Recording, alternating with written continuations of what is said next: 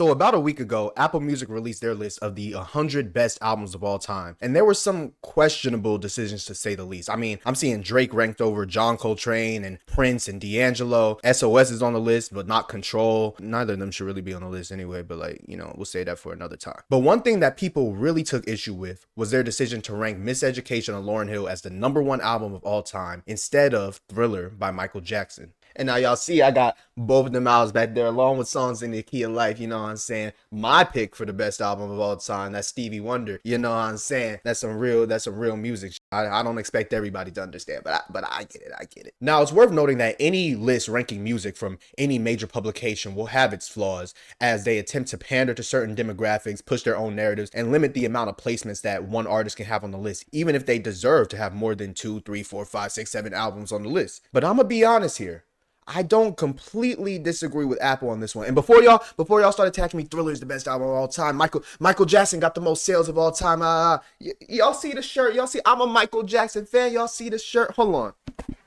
Y'all see the playbill? Y'all see the playbill? This that real Broadway shit. You know what I'm saying? Don't even try to question me. Don't try to question me as a fan. Y'all saw the play on Broadway? Exactly. Don't even try that. Put this playbill back. Now, as much as I love Michael Jackson, I do feel Thriller is deserving of a #1 spot. I think that there are two ways that albums and music as a whole can be categorized besides their genre. And depending on how one connects with the music, it can drastically alter various people's top 10, top 20, top 30 lists when considering the best works of all time. Let me explain. For the purposes of this video, I'll call the two categories spiritually influenced and well-manufactured. Music that falls into the spiritually influenced category feels more spiritual, more deeply connected to the artist's soul. Listening to this music really feels like being inside the artist's mind. It feels like everything that they were thinking and everything that they were feeling just poured out onto the recording. Artists that fall into this category for me are Stevie Wonder, Prince, The Beatles, and Earth, Wind & Fire. And just listening to their music, it feels like they were such naturals. And that's not to say that they didn't work hard arranging or creating the music. That's not to say that they didn't think hard about which direction they wanted to go in. But it just feels like they may have woken up one day and the entire sound was just ready in their head, almost God-given. Woke up and I had the melody to a song yesterday in my brain. And I didn't have any words, so I called it Scrambled Eggs. In the well-manufactured category, I find artists like Michael Jackson and Luther Vandross, whose music kind of feels more detached. It doesn't feel like an extension of themselves. It doesn't feel like it's coming directly from their soul. And of course, they sing with soul. Of course, they were amazing. Of course, they were legends. Obviously, all these people I'm talking about are legendary musicians, some of the most talented people to have ever committed their lives to music. And proof of this is in the fact that we play them at every cookout, at every family gathering. So I'm not trying to take away or diminish any music in either of the two categories. But this is just my personal feelings and how I connect with the music. And these songs may be excellent. Of course, the Thriller album is excellent. Bad is excellent. Forever, For Always, For Love, Never Too Much. These are all excellent albums with excellent songs. But they feel less like extensions of the artist and more like music that was extremely well crafted for people to like. And of course, the artists like them too. For instance, let's take Obla Di Obla Da by the Beatles and compare it to The Way You Make Me Feel by Michael Jackson. Now, I'm sure for most of us, if we could only listen to one of these songs, it would be Michael Jackson's song. But Obla Di Obla Da just feels so much more raw, so much more authentic. It feels exactly like Paul McCartney. I can really feel the essence of who Paul McCartney is as a person and as a songwriter by listening to this song. Now, aside from my personal feelings, I don't know what causes music to be placed in either of these two categories. And I don't even know if other people feel this besides me. It could be songwriting, but D'Angelo didn't write Cruising or Feel Like Making Love. Earth, Wind & Fire didn't write Getaway, and Lauryn Hill allegedly didn't write most of her album. Allegedly.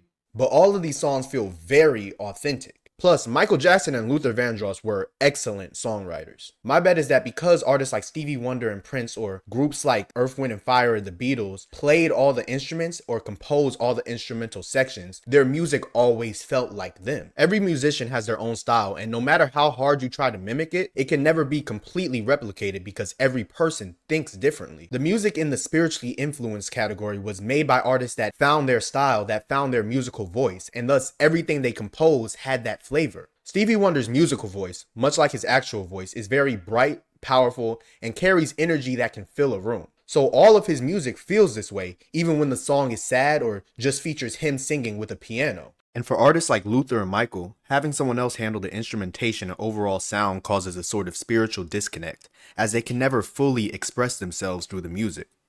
In the case of Michael Jackson, I've always felt that his main vehicle for expression was dance, as every time he danced on the stage, I could tell it was coming from a place deep within his soul.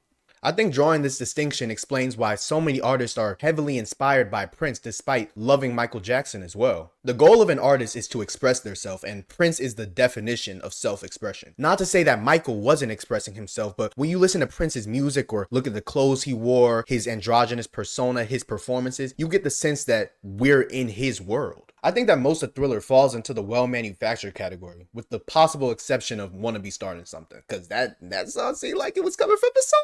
I won't lie to you. My only problem with Lauryn Hill being ranked #1 all time is that I don't think it's the best album in the spiritually influenced category. If I had to pick the best album from both categories, I would put Thriller at #1 for the well-manufactured category and Songs in the Key of Life at #1 for the spiritually influenced category. I think Purple Rain falls into both categories, as there was a very clear emphasis on making music that the public enjoyed, but you can also feel Prince's spirit through the music, especially in the Purple Rain guitar solo. Listen to the live version at the Syracuse show if you haven't. As much as I love Songs in the Key of Life, I could also accept What's Going On, Voodoo, or any of these Beatles albums taking #1. Also Sign of the Times, aka Prince's best album. While Miseducation is excellent and definitely more consistent than the White Album, I don't think its best songs are at the level of the best songs from these other albums. I mean, Voodoo has The Roots, Send It On, How Does It Feel, Africa. Songs in the Key of Life has, hold on, I'm gonna get the track list.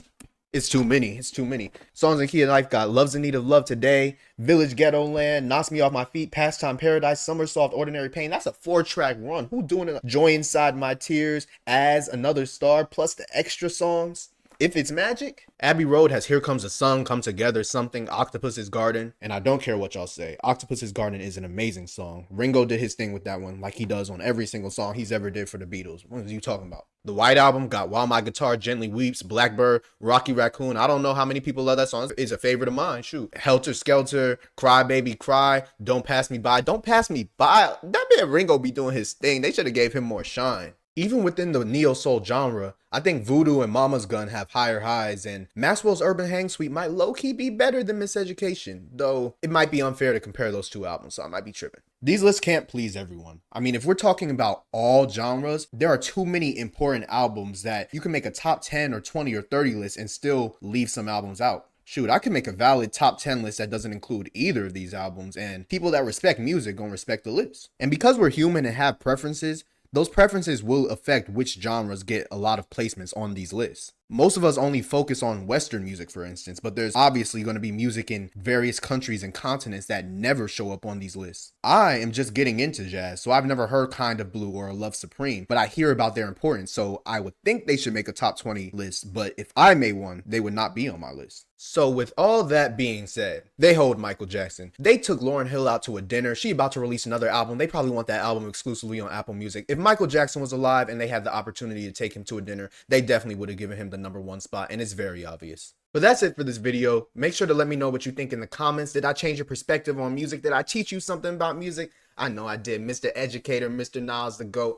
Always remember, don't let the sheep steer you south, because we only going up, we the goats. You feel me? Make sure to like the video if you like the video. Subscribe for more content, and peace out.